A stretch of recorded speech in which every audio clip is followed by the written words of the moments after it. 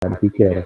Tidak ada satupun kaidah materi tentang berita itu yang mengatakan menggunakan bridge. Gitu ya, mohon dimaafkan ya. Iya baik Pak. Iya baik Pak. Terima kasih Pak. Yuk, ada lagi yang mau bertanya? Ini Pak ada pertanyaan dari Sukai, dia lewat kolom chat karena katanya mic-nya tidak bisa on mic sedang bermasalah. Saya bacakan ya Pak pertanyaannya. Yuk, silakan. Maaf Pak, sebelumnya saya tidak bisa on cam. Saya mau bertanya, apakah bridge itu diletakkan di tengah-tengah body tulisan itu dengan topik yang berbeda, tetapi masih berkaitan dengan realitas topik yang disampaikan, atau di luar topik sebagai penghubung alinea selanjutnya? Terima kasih Pak. Yuk. Kalau kita lihat dari proses penulisan berita, ya materi kemarin ya kalau nggak salah ya, itu Iya, Pak. dalam satu tulisan itu hanya memuat satu tema. Jadi barangkali yang dimaksud tadi siapa yang nanya, Melan? Sukainah Pak. Oke. Jadi barangkali yang dimaksud Sukainah adalah subtema. Ya. Karena dalam satu tulisan itu tidak boleh ada dua tema. Kalau dua subtema boleh, 3 subtema boleh gitu. Tapi kalau 2 tema ya tulisannya jadi ngaco dong. Gitu ya. Jadi kalau kita lihat lagi dari proses penulisan feature, maka yang dimaksud subtema adalah subtema barangkali. Ya, itu yang pertama. Kemudian ya posisinya itu tidak harus di tengah-tengah ya. Maka saya gunakan kata di dalam. Artinya bridge itu kemungkinannya ada di dalam body, bukan di tengah body ya. Kalau di tengah diukur deh. Ini dari atas 2 alinea, di bawah 2 alinea, oh berarti di tengah gitu. Bukan begitu ya. Tapi di dalam. Artinya ya, kalau ada alinea-alinea di dalam body yang tidak nyambung, maka boleh menggunakan bridge.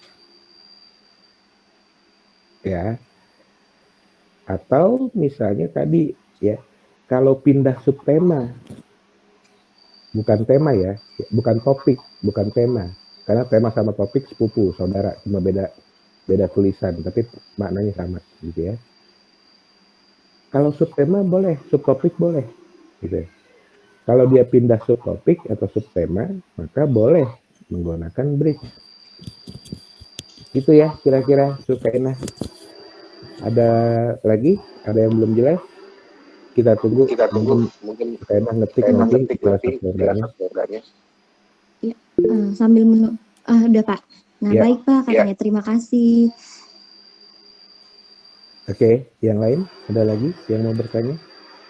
Melan Pak mau bertanya lagi. Ya, silakan. Tadi kan berarti pikiran Melan nggak nyampur ya Pak? Sudah dikonfirmasi sama Mita juga. Ya. Oke, iya. Pertanyaannya Pak terkait dengan bridge atau jembatan ini ya Pak. Berarti kata-katanya pun berkaitan dengan menghubungkan ya Pak. Kan kalau sepertinya ada ketidaknyambungan maka dihubungkan oleh bridge ini. Nah itu kata-katanya juga menjurus kepada penghubungan-penghubungan itu gitu atau bagaimana ya Pak? Enggak. Yang namanya alinea kan tadi ya, alinea itu maksimalnya 4 kalimat. Ya kalau misalnya kamu bilang katanya harus kata penghubung gitu, ya lucu dong kalau 4 kalimat isinya kata hubung semua gitu. Yang penting isinya adalah ya isi bridge itu mampu menghubungkan dengan alinea sebelumnya dan alinea sesudahnya. Jadi yang penting isinya, bukan katanya. Kan akan lucu kalau 4 kalimat itu isinya kata hubung semua. Terus ininya apa? Pokok pikirannya apa? Gitu ya. Jadi prinsipnya yang penting dalam bersitu kalimatnya mampu menghubungkan dengan alinea sebelumnya dan berikutnya. Itu aja. Ya. Artinya mau menggunakan kata apapun ya selama dia mampu menghubungkan makna dari kalimat pada alinea sebelumnya dan kalimat pada alinea sesudahnya itu, maka itulah bridge gitu. Paham sampai sini Melan? Iya Pak, paham Pak. Ya, berarti harus menghubungkan alinea sebelumnya dan berikutnya untuk breed ini. Oke. Oke. Ada lagi yang mau bertanya, silakan. Pak, Iya. kalau Mita belum bertanya Pak, tapi cuman izin untuk mengkonfirmasi kembali supaya tidak ada salah pemikiran ini Pak mengenai tadi yang lead. Nah, tadi itu Mita juga masih menyimpan materinya. Itu juga di mata kuliah penulisan berita Pak pada pertemuan keempat. Nah, di situ dikatakan begini kalimatnya. Yang utama dalam deskripsi tidak muncul opini pribadi atau khayalan sendiri. Isi fakta harus ada unsur Oke, apa di good. mana Sebentar. Oke. Nah, kalau itu sebenarnya isinya isi tentang feature gitu. Maka tolong dilihat di atasnya, itu subtemanya apa yang dibahas. Karena penjelasan tentang deskripsi, ya lead itu yang dia sampaikan itu tentang feature. Sebentar. Yang ini Kamu Pak, lihat. yang mengenai 35 kata tadi Pak. Sebentar.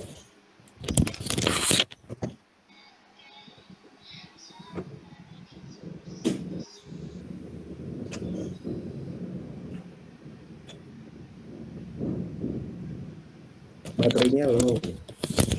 Ya, halo Oke, Pak. izin sebentar. Pak Azmi, mohon maaf Pak Azmi, saya potong.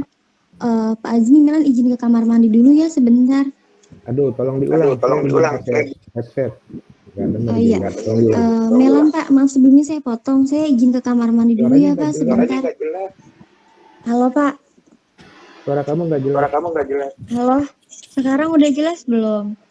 Dah, tolong diulang Nah. dari awal. Karena tadi kan saya bangun baterainya low gitu. Laptopnya. Oke Pak, mohon maaf sebelumnya saya potong ya Pak. Saya izin ke kamar mandi dulu sebentar Pak. Silakan. Iya, terima Mita, kasih Pak. tolong diulang. Yuk. Iya, Pak. Sudah terdengar Pak? Udah. Nah, ini bukan mengenai breed yang tadi Pak, tapi mengenai yang 35 kata tadi. Takutnya Iya. karena selama Gini. ini saya Pokok ingat kalimatnya, pokok bahasanya itu apa di atas? Tolong dilihat ke atas. Pokok bahasanya itu apa? Tentang apa gitu loh. Kan kalau yang kamu bilang itu kalimat-kalimat yang ada di bawahnya. Pokok bahasanya apa? mengenai deskripsi peristiwa sebagai komponen bahan dasar berita Pak. Atasnya lagi ada lagi nggak? Enggak Pak, ini semacam dari mana kita mendapatkan fakta peristiwa tersebut seperti itu Pak. Cuman saya takutnya salah gitu Pak, karena di pikiran saya itu ini ingat gitu bahwa satu paragraf satu alinea itu maksimalnya 35 kata. Jadi kadang itu yang menjadi ingatan saya. Jadi kita samakan perspektifnya aja Pak. Jadi sebenarnya yang betul itu yang mana gitu Pak. Gini ya, kalau soal kalimat tadi, saya bilang idealnya itu satu kalimat 7 kata, ya. Jadi ideal ya. Berat ideal kamu itu misalnya dari tinggi badan dikurang 110 kan gitu. Ya, idealnya. Boleh nggak lebih? Boleh. Tapi tidak ideal akhirnya kan gitu. Nah, kalau ada tadi kan kalimatnya 35 kata maksimal. Maksimal dengan ideal itu beda loh. Jauh banget bedanya. Ideal itu adalah yang paling bagus. Kalau maksimal itu yang paling banyak. Ya, tadi kan kamu sebutkan maksimal kata dalam satu alinea 35 kata. Boleh. Tapi idealnya cuma 28 kata gitu. Jelas ya? Untuk Berarti boleh ya Pak? Kenapa? Berarti boleh. Boleh. Kamu bikin 60 kata juga boleh, tapi orang ngos-ngosan, orang pingsan gitu bacanya. Ya, maka tadi di dalam kalimatnya Pak Arif itu disebut maksimalnya. Paling banyak 35 kata boleh. Karena bukan ideal, idealnya 28 kata. Sama seperti berat badan kamu, ya. Tinggi kamu berapa dikurang 110, maka ideal berat kamu adalah itu. Kalau lebih boleh nggak? Boleh. Kan kalau misalnya ideal kamu tadi ya 28 kilo, terus sekarang kamu berat kamu 60 kilo, pingsan nggak kamu? Ngos-ngosan nggak kamu? Gitu loh. Iya. Oke. Jelas ya? Boleh nggak? Boleh gitu. Yang bilang nggak boleh itu siapa? Cuma dampaknya gitu. Pembacanya akan ninggalin tulisan kamu gitu. Karena dia akan merasa ngos-ngosan. Gitu. Ya itu soal kata. Nah, Ya. sekarang soal yang lainnya. Itu di sini Pak Arief nggak menjelaskan ya. Itu kan bahan ya. Bahan itu berarti bukan atau belum disusun. Kalau dia sudah disusun tapi menggunakan kaidah yang disebut Pak Arief, maka dia jadinya feature. Berita itu ya tidak berita itu formal gitu loh. Tidak ada penjelasan tentang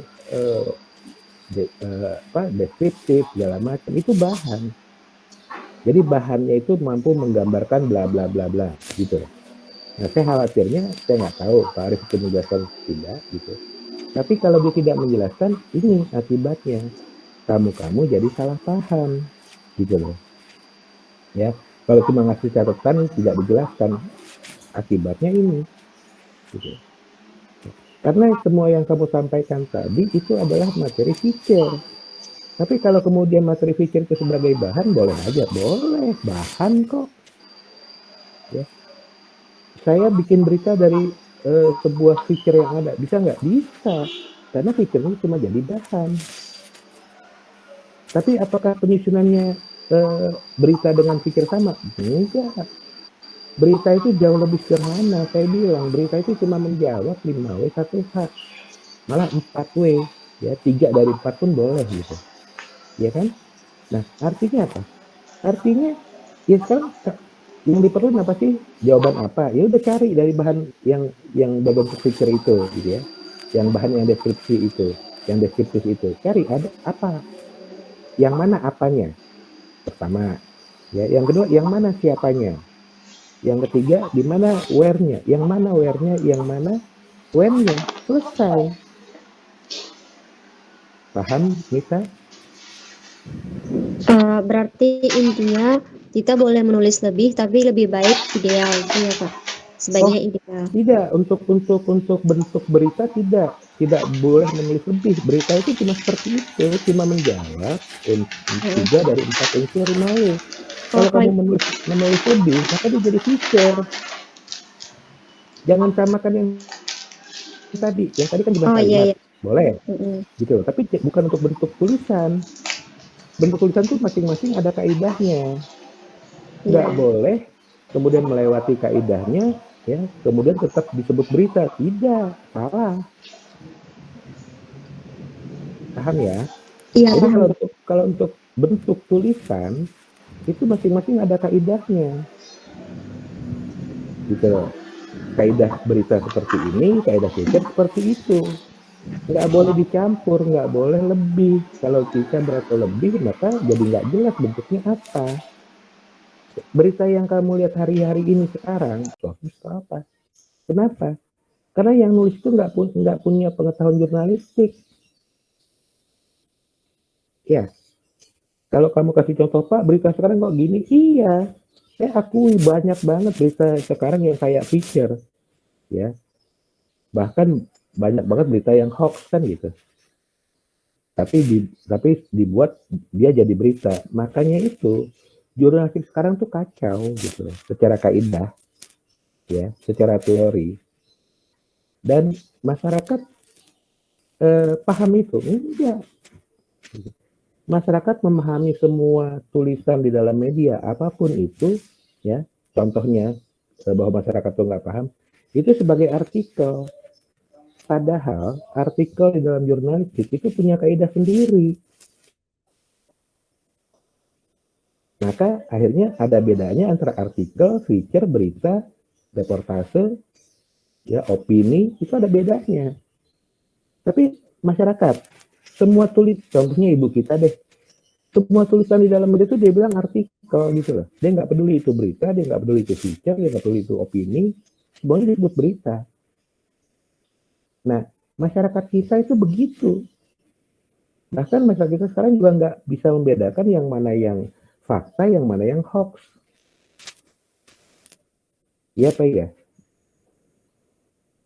Ya, jadi Kalau secara teori masing-masing punya kaidah, masing-masing punya syarat, masing-masing punya ketentuan, masing-masing punya aturan, gitu loh. Kalau kamu langgar itu, ya berarti nggak jelas apa yang kamu buat. Makanya yang saya khawatirkan adalah Pak Arif cuma ngasih catatan tanpa penjelasan. Kalau dijelaskan harusnya sih sama penjelasannya dengan saya, gitu. Tapi kalau cuma ngasih catatan, makanya saya bilang, ya kalau kamu nggak masuk kemudian cuma mengandalkan materi yang saya berikan, itu belum tentu mampu menjawab ujian. Kenapa? Karena nggak ada penjelasannya, gitu. Begitu Mita, jelas? Iya Bapak, jelas. Terima kasih Pak. Oke ya. Jadi untuk yang lain juga tolong diperhatikan ya, bahwa materi yang disampaikan tertulis kayak gini itu belum menjamin pemahaman kamu. Sama seperti materi yang tadi Mita sampaikan itu, ya. Akhirnya kamu kan jadi bingung, gitu. Karena tanpa penjelasan. Nah, dengan dijelaskan barangkali ya harusnya sama dengan apa yang saya sampaikan. Karena kaidah jurnalistik siapapun yang ngomong harusnya sama. Teori siapapun yang ngomong harus sama, gitu. Ya. Tapi nanti saya akan coba sampaikan ke Pak Arif ya. Saya cuma khawatirnya beliau tanpa penjelasan. Padahal maksudnya mungkin sama dengan saya. Gitu ya. Silakan deh. Selama kalian punya pertanyaan, bingung dengan materi-materi sebelumnya, silakan kalau mau bertanya. Kalau saya bisa jawab, saya jawab. Gitu. Ya, karena saya khawatir terjadi lagi nih hal kayak gini yang sekarang ini ya. Itu untung baru materi semester kemarin ya yang kalian masih punya catatannya gitu ya. Kalau yang Enggak Pak, itu materi semester 1. di otak akhirnya pemahamannya jadi salah gitu. Apa Melan? Iya. Enggak, itu yang tadi itu materi semester 1 Pak. Ya, bagus lah ya. Harusnya materi setahu saya sih dulu kan kita sering ngobrol ya. Setahu saya kalau materi semester 1 itu Pak Arif dulu belum ngomong itu. Tapi kalau sekarang udah ngomong itu udah kejauhan seharusnya. Karena materi semester 1 itu harusnya masih mengenalkan dulu gitu. Ya. Nah, karena mengenalkan mungkin akhirnya jadi tanpa penjelasan. Cuma dikenalin aja tapi nggak ngasih tahu ini loh, ini untuk ini untuk itu gitu ya.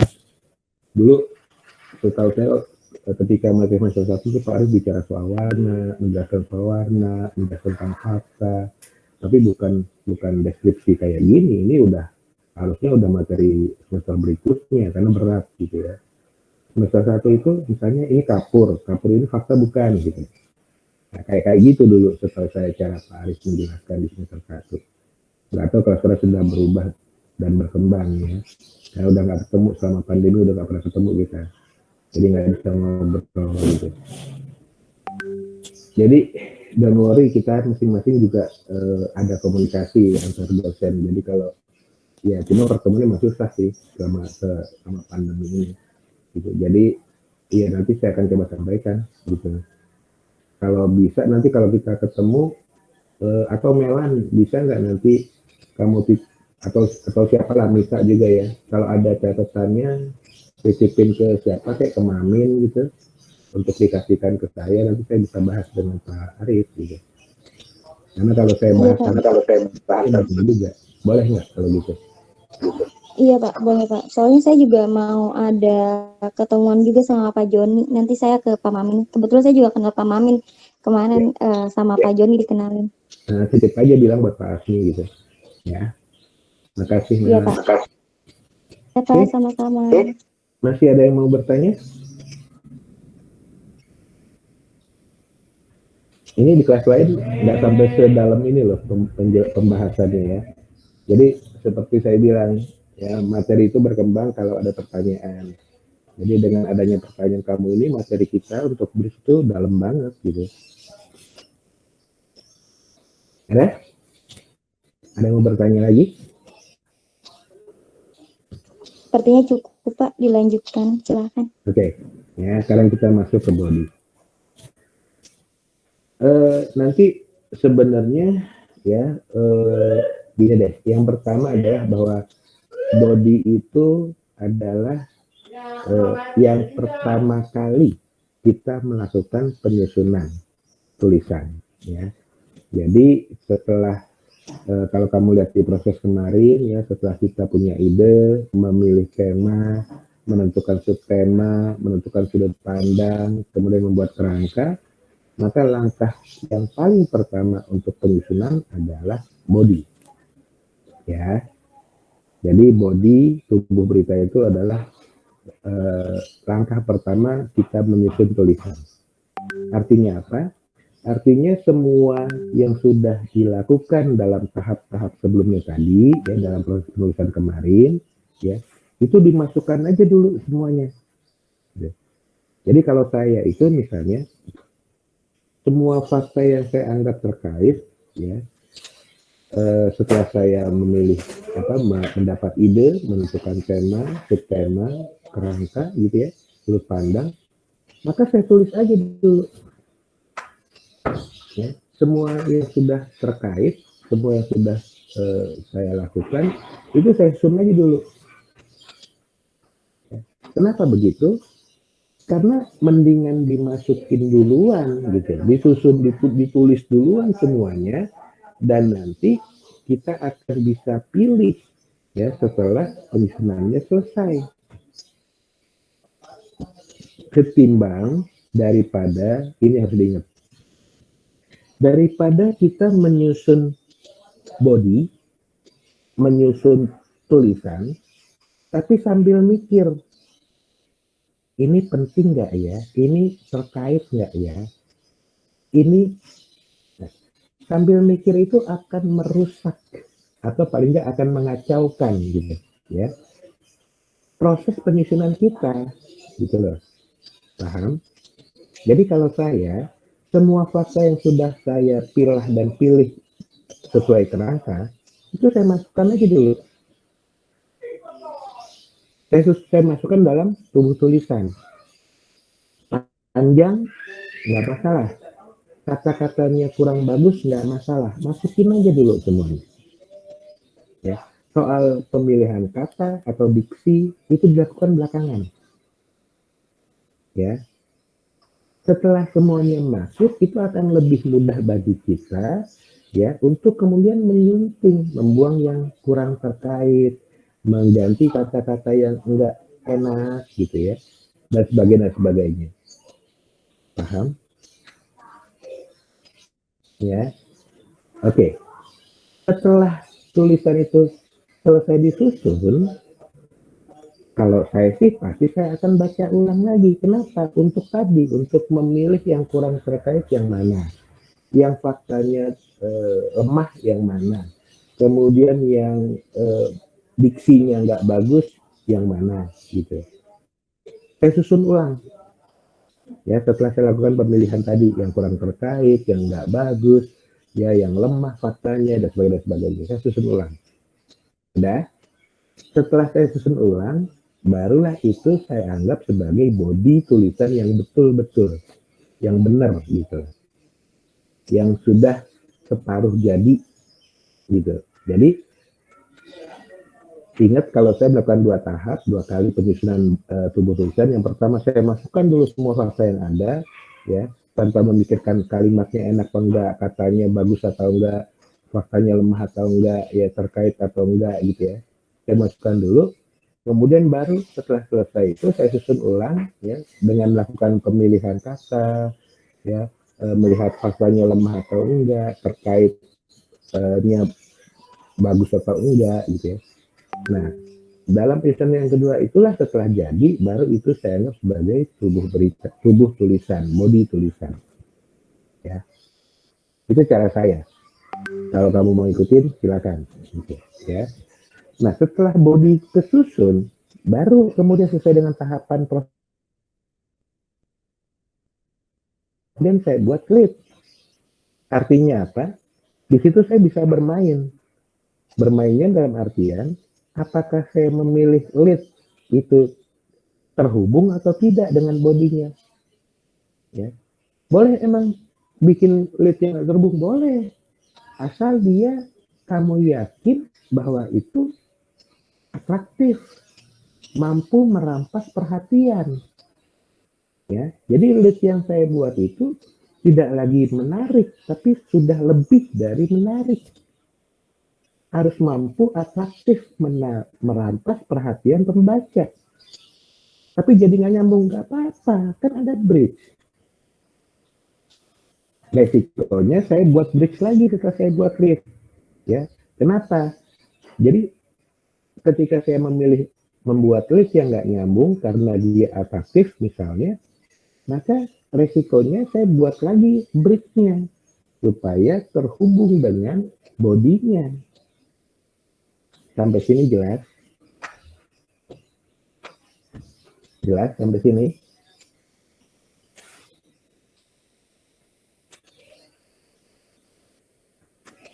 Oke. Setelah lead selesai